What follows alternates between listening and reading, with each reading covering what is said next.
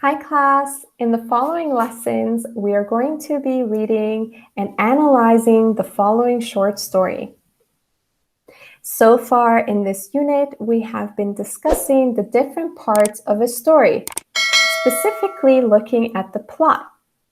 As we read the story, I want you to try to identify the setting, who are the characters, what is the problem, what is the climax, and what is the resolution?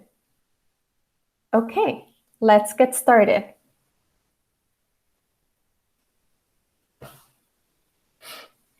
All Summer in a Day by Ray Bradbury. Ready? Ready. Now? Soon. Do the scientists really know? Will it happen today? Will it? Look, see for yourself. The children pressed to each other like so many roses, so many weeds, intermixed, peering out for a look at the hidden sun. It rained. It had been raining for 7 years, thousands upon thousands of days, compounded and filled from one end to the other with rain, with the drum and gush of water, with the sweet crystal fall of showers and the concussion of storms so heavy they were tidal waves come over the island. 1,000 forests had been crushed under the rain and grown up 1,000 times to be crushed again. And this was the way life was forever on the planet Venus. And this was the schoolroom of the children of the rocket men and women who had come to a raining world to set up civilization and live out their lives. It's stopping. It's stopping. Yes, yes. Margot stood apart from them, from these children who could never remember a time when there wasn't rain and rain and rain. They were all 9 years old, and if there had been a day 7 years ago when the sun came out for an hour and showed its face to the stunned world, they could not recall. Sometimes at night, she heard them stir in remembrance, and she knew they were dreaming and remembering gold or a yellow crayon or a coin large enough to buy the world with. She knew they thought they remembered a warmness, like a blushing in the face, in the body, in the arms and legs, and trembling hands. But then they always awoke to the tatting drum, the endless shaking down of clear bead necklaces upon the roof, the walk, the gardens, the forest, and their dreams were gone. All day yesterday, they had read in class about the sun, about how like a lemon it was and how hot. And they had written small stories or essays or poems about it. I think the sun is a flower that blooms for just 1 hour. That was Margot's poem, read in a quiet voice in the still classroom while the rain was falling outside. "Ah, you didn't write that," protested one of the boys. "I did," said Margot. "I did." "William," said the teacher. But that was yesterday. Now the rain was slackening, and the children were crushed in the great thick windows. "Where's the teacher?" "She'll be back." "She'd better hurry. We'll miss it." They turned on themselves like a feverish wheel, all tumbling spokes. Margot stood alone. She was a very frail girl who looked as if she had been lost in the rain for years, and the rain had washed out the blue from her eyes and the red from her lips, and the yellow from her hair. She was an old photograph dusted from an album, whitened away, and if she spoke at all, her voice would be a ghost. Now she stood separate, staring at the rain and the loud, wet world beyond the huge glass. "What are you looking at?" said William. Margot said nothing. "Speak when you're spoken to." He gave her a shove, but she did not move. Rather, she let herself be moved only by him and nothing else. They edged away from her. They would not look at her. She felt them go away, and this was because she would play no games with them in the echoing tunnels of the underground city. If they tagged her and ran, she stood blinking after them and did not follow. When the class sang songs about happiness and life and games, her lips barely moved. Only when they sang about the sun and the summer did her lips move as she watched the drenched windows. And then, of course, the biggest crime of all was that she had come here only 5 years ago from Earth, and she remembered the sun, and the way the sun was, and the sky was when she was 4 in Ohio. And they had been on Venus all their lives, and they had been only 2 years old when last the sun came out and had long since forgotten the color and heat of it and the way it really was. But Margot remembered. "It's like a penny," she said once, eyes closed. "No, it's not," the children cried. "It's like a fire," she said, "in the stove." "You're lying. You don't remember," cried the children. But she remembered and stood quietly apart from all of them and watched the pattering windows.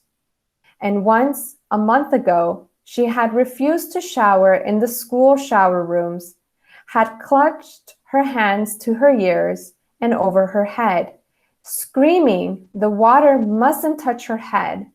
So after that, dimly, she sensed it. She was different. And they knew her difference and kept away. There was talk that her father and mother were taking her back to Earth next year.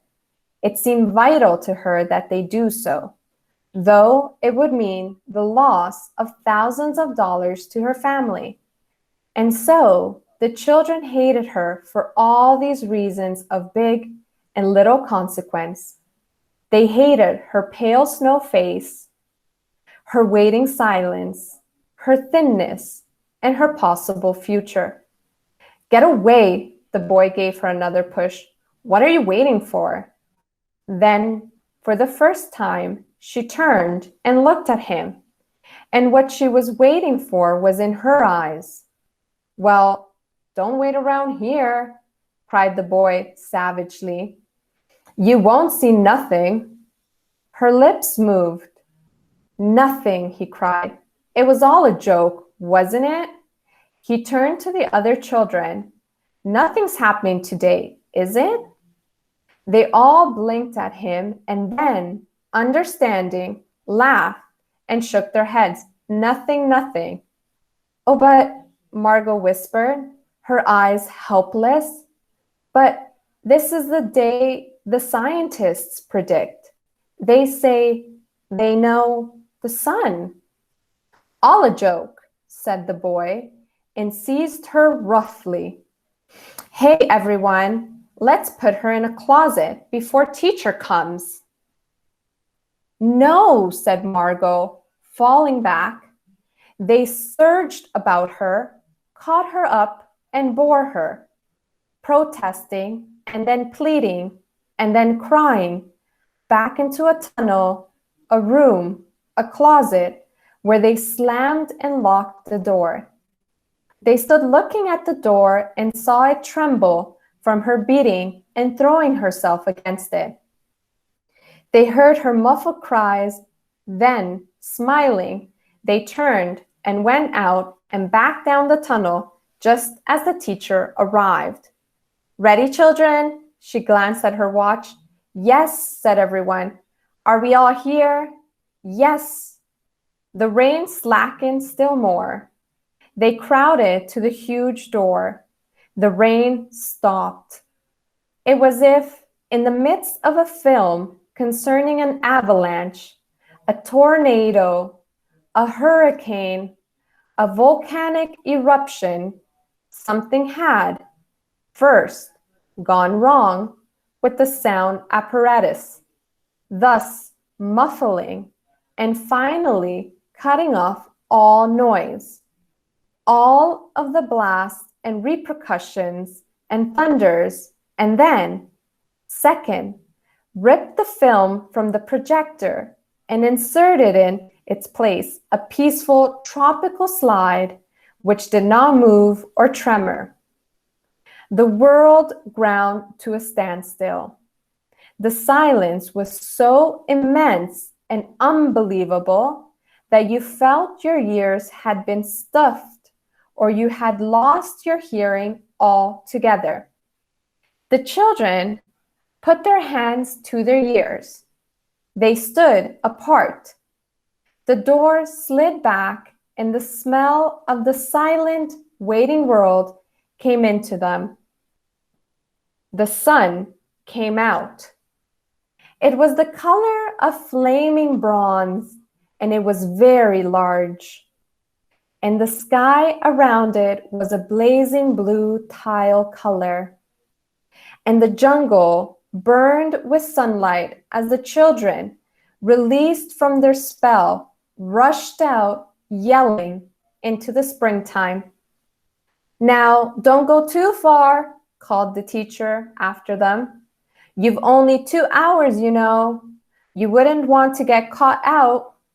But they were running and turning their faces up to the sky and feeling the sun on their cheeks. Like a warm iron, they were taking off their jackets and letting the sun burn their arms. Oh, it's better than the sun lamps, isn't it? Much, much better. They stopped running and stood in the great jungle that covered Venus, that grew and never stopped growing tumultuously, even as you watched it. It was a nest of octopuses clustering up great arms of flesh like weed, wavering, flowering in this brief spring. It was the color of rubber and ash, this jungle, from the many years without sun.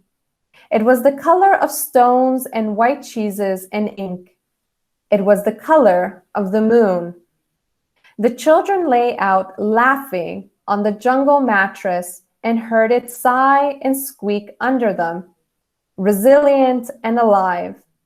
They ran among the trees. They slipped and fell. They pushed each other. They played hide and seek and tag. But most of all, they squinted at the sun until tears ran down their faces. They put their hands up to the yellowness and that amazing blueness, and they breathed of the air. And they breathed of the fresh, fresh air and listened to the silence which suspended them in a blessed sea of no sound and no motion. They looked at everything and savored everything. Then, wildly, like animals escaping from their caves, they ran and ran in shouting circles. They ran for an hour and did not stop running. And then, in the midst of their running, one of the girls wailed. Everyone stopped. The girl, standing in the open, held out her hand. "Oh, look, look," she said, trembling. They came slowly to look at her open palm. In the center of it, cupped and huge, was a single raindrop. She began to cry, looking at it. They glanced quietly at the sky. Oh. A few cold drops fell on their noses and their cheeks and their mouths. The sun faded behind a stir of mist. A wind blew cool around them. They turned and started to walk back towards the underground house, their hands at their sides, their smiles vanishing away. A boom of thunder startled them, and like leaves before a new hurricane, they trembled upon each other and ran. Lightning struck 10 miles away, 5 miles away, a mile, a half mile. The sky darkened into midnight in a flash. They stood in the doorway of the underground for a moment until it was raining hard. Then they closed the door and heard the gigantic sound of the rain falling in tons and avalanches everywhere and forever. Will it be 7 more years? Yes, 7. Then one of them gave a little cry. Margot, what? She's still in the closet where we locked her. Margot. They stood as if someone had driven them like so many stakes into the floor. They looked at each other and then looked away. They glanced out at the world that was raining now, and raining steadily. They could not meet each other's glances. Their faces were solemn and pale. They looked at their hands and feet, their faces down. Margot. One of the girls said, well? No one moved. Go on, whispered the girl. They walked slowly down the hall in the sound of cold rain. They turned through the doorway to the room in the sound of the storm and thunder. Lightning on their faces, blue and terrible. They walked over to the closet door slowly and stood by it. Behind the closet door was only silence. They unlocked the door even more slowly and let Margot out. The end. So, as we continue on, we're going to reread the story again together. So you can listen to this video as many times as you need to read along the story, and again, highlight any unfamiliar words that you come across. Okay, class, I'll see you next time.